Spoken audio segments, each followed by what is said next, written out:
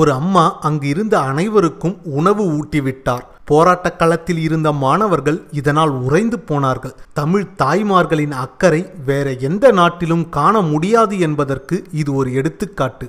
ஒரு பெரியவர் தன் வியாபாரத்திற்காக வைத்திருந்த அனைத்து பிஸ்கெட் பாக்கெட்டுகளையும் போராட்ட களத்தில் இருந்த மாணவர்களுக்கு வழங்கியது மிகவும் நெகிழ்ச்சியாக இருந்தது.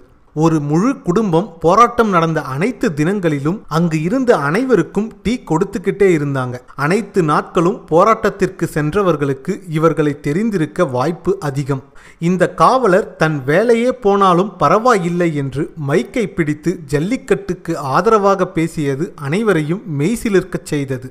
களத்தில் இருந்த மாணவர்களுக்கு பெரிய பிரச்சனையே மொபைல் சார்ஜ் பண்றது தான். டிவிஎஸ் 50ல பவர் பேக்கப்போட ஒருத்தர் அனைவருக்கும் ஃப்ரீயா மொபைல் சார்ஜ் பண்ண ஹெல்ப் பண்ணாரு. அவரை பார்க்கும் பொழுதெல்லாம் மாணவர்களின் முகம் மலர்ந்தது. ராமநாதபுரத்தைச் சேர்ந்த செந்தில் நாகராஜன் என்பவர் 2 லாரிகளில் இளநீர் கொண்டு வந்து இறக்கி அனைவருக்கும் இலவசமாக வழங்கி கொண்டிருந்தது நிஜமாகவே நெகிழச் செய்தது. இறுதிக்கட்ட போராட்டத்தில் மாணவர்கள் உணவில்லாமல் தவித்த பொழுது அந்த சமயம் படகின் மூலம் மீனவர்கள் உணவு வழங்கியது நமக்கெல்லாம் ஒரு மிகப்பெரிய பாடம். மெரினாவில் அமைதி போராட்டம் செய்ததோடு மட்டுமல்லாமல் உடனுக்குடன் குப்பைகளையும் சுத்தம் செய்யும் இளைஞர்களை பாராட்ட வார்த்தை இல்லை. வெள்ளிக்கிழமை இஸ்லாமியர்கள் தொழுகை செய்யும் பொழுது போராட்ட களத்தில் இருந்த அனைவரும் அவர்களுக்கு உதவும் வகையில் அங்கு கோஷம் போடாமல் அமைதி காத்தனர். இது தமிழர்களுக்கு உள்ள ஒற்றுமையை நமக்கு காட்டுகிறது.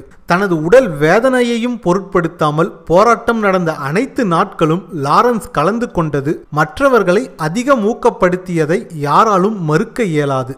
மன்சூர் அலிகான் போராட்டத்தில் கலந்து கொண்டதோடு மட்டுமல்லாமல் அங்கு குப்பைகளை சுத்தம் செய்யும் இளைஞர்களோடு தானும் சேர்ந்து சுத்தம் செய்தார். போராட்ட களத்தில் இருந்தவர்கள் எவ்வளவோ தடுத்தும் அவர் அதை செய்தார் என்பது குறிப்பிடத்தக்கது.